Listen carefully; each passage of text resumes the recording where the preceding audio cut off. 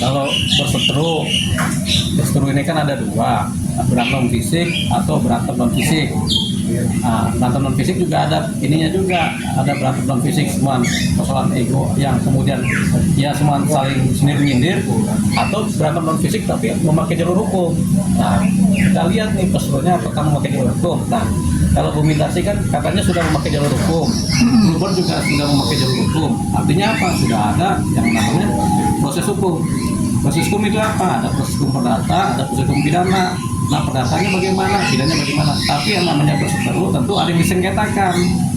Kalau pidana ada yang digelapin atau ada yang dicuri, kan pidana begitu, atau ada yang dipalsukan. Nah, kalau perdata itu tentunya ada yang dipersengketakan. Nah, sekarang apa yang dipersengketakan? Yang dipersengketakan kan macam-macam. Ada yang persengketaan mengenai hubungan keluarga, ada persengketaan mengenai warisan, ada persengketaan ahli waris, ada persengketaan mengenai berperusahaan. Nah, yang mana nih? Kalau persengketaan mengenai yang berperusahaan, berarti kan kaitannya tentunya adalah persamaan, begitu. Nah, persamaan atau ada yang dipecat, atau kemudian ada karyawan yang kemudian komplain karena dia diberhentikan, di PHK, gitu. Nah, itu persengketaan di dalam perdata. Kalau kaitannya kan perusahaan. Kalau kaitannya dengan warisan, tentu ada persengketaan juga, yaitu siapa yang ahli waris, apakah legitim porsinya kemudian sudah sah apa belum, atau ada yang dicuri dari hak-haknya para ahli waris sehingga ahli waris saling menggugat, atau mengenai kebenaran siapa yang benar menjadi ahli waris. Itu kan persengketaan juga secara perdata, namanya sengketa waris. Jadi ada sengketa waris, ada sengketa perdata biasa, ada sengketa bisnis. Sengketa perdata biasa macam-macam juga. Kalau sengketa bisnis juga macam-macam juga. Nah, yang termasuk sengketa perusahaan termasuk juga sengketa bisnis dan ada sengketa biasa, perdata biasa. Kalau sengketa perdata biasa dalam perusahaan itu misalnya ada PHK, itu PHK karyawannya, itu sengketa perdata biasa. Tapi khusus sifatnya karena undang-undangnya juga khusus tenaga kerja kan.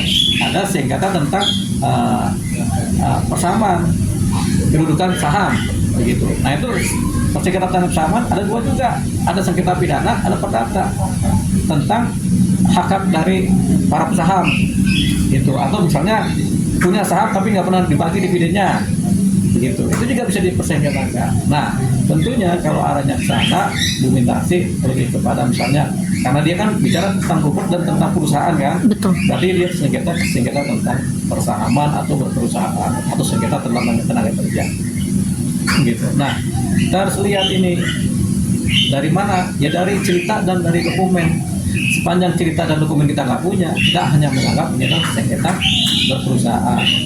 Nah, kalau Bu Mintasi misalnya sengketanya mengenai persahaman, mungkin dia nggak pernah terima dividen, jadi dia melakukan persengketaan.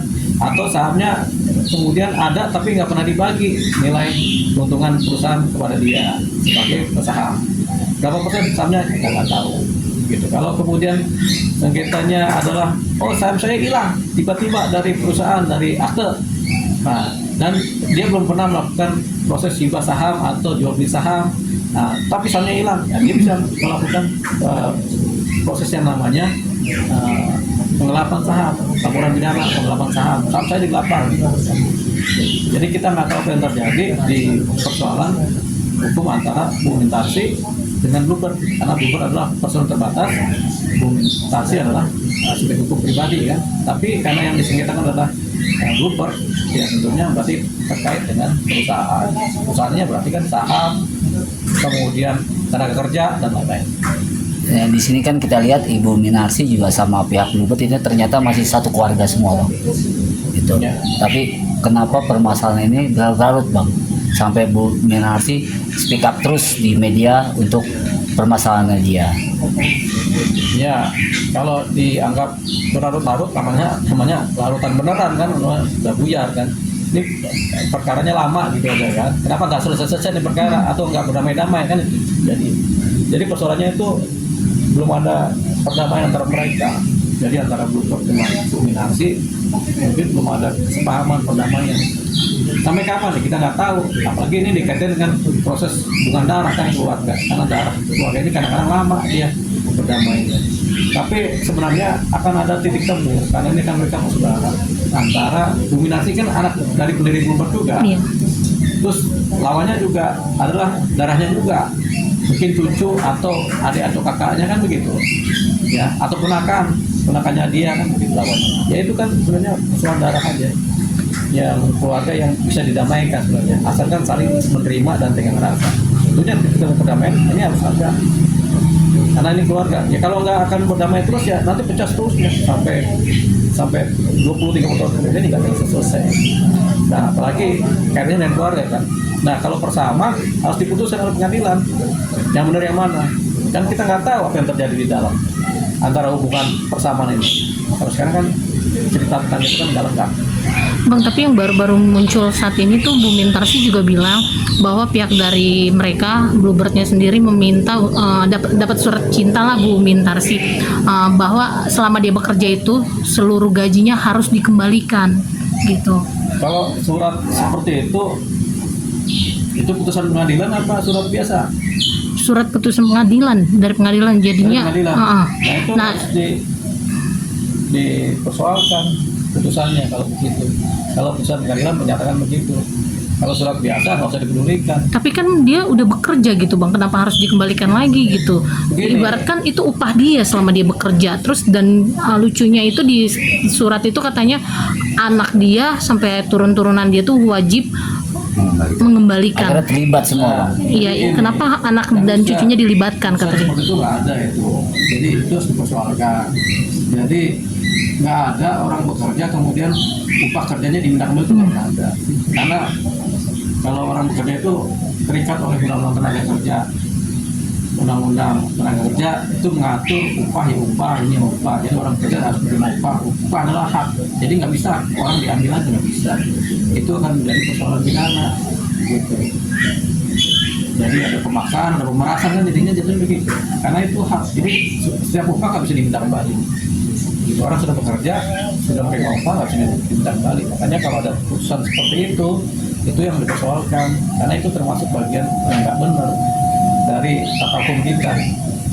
Jadi kalaupun ada pengadilan memutus begitu ya pengadilannya nggak benar, hakimnya nggak benar, gitu, karena memutus yang bertentangan dengan peraturan perundang-undangan.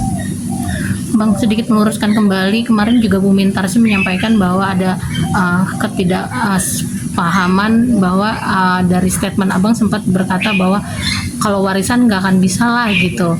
Tapi ini kan saya bukan mempermasalahkan warisan, lebih ke saham, dan saya punya struktur berapa persen yang saya dapat tiba-tiba setelah saya mengundurkan diri malah dinolkan gitu. Tidak ada persenan yang saya dapat dari saham yang saya miliki. Ya makanya kita harus tahu persoalannya kan. Kalau kan ada persoalannya kan tadi macam-macam. Kalau persoalannya adalah warisan, kalau udah panjang mungkin atau apalagi udah turun-temurun itu susah menyelesaikannya, susah karena kaitannya dengan darah kalau warisan itu. Jadi kalau ini saya punya warisan tanah begini, tiba-tiba udah ada cucu, ada cicit segala macam, panjang itu kan. Apalagi kalau ahli warisan jadi banyak, udah susah dia menyelesaikannya. Harus benar-benar itu persekutuan perdamaian satu darah itu terjadi. Nah itu kalau persoalan warisan pasti susah. Nah, kita udah ngalamin setiap persoalan warisan yang sudah beranak cucu itu susah menyelesaikannya, lama, dan walaupun udah diputus pengadilan juga susah juga eksekusinya. Itu kalau misalnya warisan. Nah kalau tadi kategorinya adalah persoalan perusahaan, persamaan, ya tentu saja kan ngikutin aturan hukum perusahaan, mengikuti aturan hukum perdata biasa. Bagaimana kemudian saham hilang, ngelapan, saham nggak dibayar, berarti kan ada ngelapan juga, gitu. Terus kemudian harus ada cek untuk apa rugi, perusahaan kan begitu-begitu aja kalau persoalan persamaan. Jadi kita kategorikan yang mana persoalannya bukan, dan kita nggak tahu persoalannya apa, gitu. Tapi Bang, untuk langkah hukum selanjutnya sendiri sebaiknya apa sih yang harus dilakukan oleh Bu Mintarsi? Ya langkah hukum selanjutnya ya itu Bu Mintarsi melakukan langkah hukum, gitu. Jadi nggak diam-diam aja. Kan dia udah berapa kali ganti lawyer juga Bang. Berapa kali ganti lawyer, terus speak up di media. Ya makanya di dalam persoalan perkara yang harus dikedepankan adalah material. Apa sih duduk soalnya? Apa sih materialnya? Itu yang di dalam itu dulu. Setelah itu baru kemudian lakukan langkah hukum. Jadi kalau pengacara ganti-ganti mungkin pengacara juga nggak ngerti persoalannya juga apa atau rumitnya bagaimana atau ada apa. Tapi yang jelas kalau materialnya ketemu atau duduk persoalannya ketemu, tentunya bisa diselesaikan ini.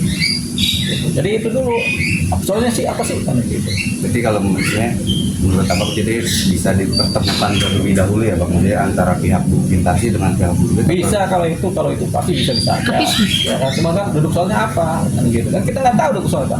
Banyak pengacara juga kan bertebaran cerita, tapi kalau duduk soal utamanya nggak ketahuan atau masalah pokoknya nggak ketahuan ya juga susah juga dianalisa. Jadi pengacara akan bisa menganalisa kalau dokumennya lengkap, ceritanya lengkap, ada kejujuran di situ, baru dianalisa, baru dicari bagaimana penyelesaiannya, teknik menyelesaikan persoalan. Secara hukumnya bagaimana, nanti ada penyelesaiannya. Apakah lewat turun rembuk, apakah lewat musyawarah, apakah lewat proses hukum. Bang, kalau dia akhirnya berupaya, punya upaya untuk menyelesaikan masalah ini, dia ke podcast Podcast. ke toko-toko yang terkenal. Kita nggak bisa sebut siapa orangnya untuk bantu speak up, Bang. Karena dia katanya udah datang ke polisi pun sempat nanya beberapa kali, dari pihak sana ada aja alasannya tidak bisa hadir gitu untuk dipanggil. Dan terkesan di sini keadilannya berat sebelah, Bang. Kalau kita bicara keadilan. Bukan pikiran sepihak. Iya. Ya kalau dijalanin secara baik juga polisi juga bekerja juga. Jadi makanya duduk soalnya dulu pokok permasalahannya sehingga bisa dipecahkan tuh apakah ini termasuk kategori pidana, apakah ini perdata. Perdata persengketaan ya. Kalau pidana ya seperti apa pidananya? Kalau pidananya murni perkara pidana berarti kan bisa dikerjakan. Nah pidana ini kadang-kadang kan kadaluarsa. Pidana ini kadaluarsa kan 12 tahun rata-rata. Jadi juga harus diperhitungkan perkaranya kadaluarsa bagaimana. Tapi kalau sahamnya masih nempel kan berarti on terus nih. Kalau on terus sahamnya pakai undang-undang apa? Ya undang-undang perseroan terbatas dipakai. Kalau ada pidananya jalan. Jadi yang paling penting duduk soalnya dulu. Seperti apa soalnya. Kalau bicara di podcast sana kemari sana kemari, tapi duduk soalnya belum bisa dicerna, ya susah. Ya lawan juga akan diam-diam aja Bang. Duduk soalnya nggak bisa ditemui. Jadi imbauan Abang sebagai praktisi hukum, pengamat hukum untuk kasus ini pesannya apa, Bang? Jadi Bu Minarsi ya, Bu Mintarsi harus kemudian melengkapi semua dokumen, semua cerita dengan ditentukan secara lengkap. Jadi nanti dibedah benang merah soalnya seperti apa, kemudian apa yang menjadi persoalannya, apa kerugiannya, apakah kerugian hukum, apakah kerugian perdata, apakah kerugian pidana, nanti kan diklasifikasi gitu kan. Lewat apa? Lewat peraturan perundang-undangan yang ada. Jadi dari materi ini dikombin dengan peraturan perundang-undangan. Apakah masuk? Kalau masuk ya udah gitu. Berarti ada unsur pidananya, ada unsur perdatanya yang dilanggar ada. Apakah ada perbuatan melawan hukum? Apakah ada prestasi? Kan nanti kelihatan. Atau ada penggelapan saham nanti kelihatan dari soal perkara. Itu dulu yang paling penting, menceritakan secara lengkap duduk soal perkaranya sehingga kemudian tidak berada di wilayah abu-abu. Wilayah abu-abu yang nggak pasti ini kemudian masukkan ke podcast, yang nanya bingung, yang jawab cuma cerita putuslah, hanya menggambarkan suatu cerita ketidakadilan tanpa sebab yang jelas gitu. Jadi itu dulu duduk soal dulu, dibuka aja duduk soalnya. Kalau ada yang membuka ini, mungkin Bu Mintarsi nggak kuat untuk membuka sendirian karena hukumnya kan belum dapat ini kan. Bang, tapi boleh nggak sih Bang, kan beliau juga udah punya bukti bahwa pembagian persentase saham yang didapat berapa tiba-tiba dari pihak sana meniadakan haknya Bu Mintarsi. Boleh nggak sih kayak gitu?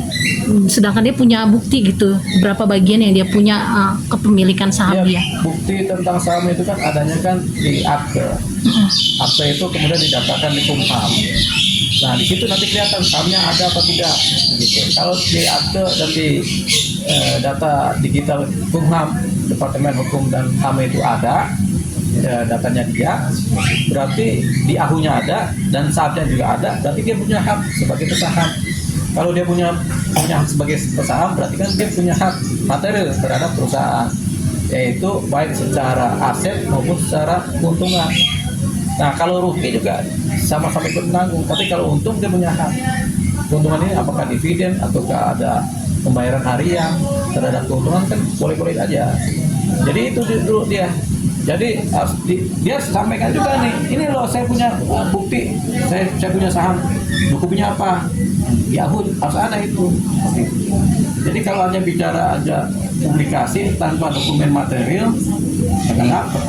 Sia-sia bang. Sia-sia. Ya sia-sia, karena orang nggak tahu sebenarnya persoalannya apa sih. Jadi seperti keluh kesah ke publik aja gitu jadinya. Jadi menurut saya harus siap dengan dokumen.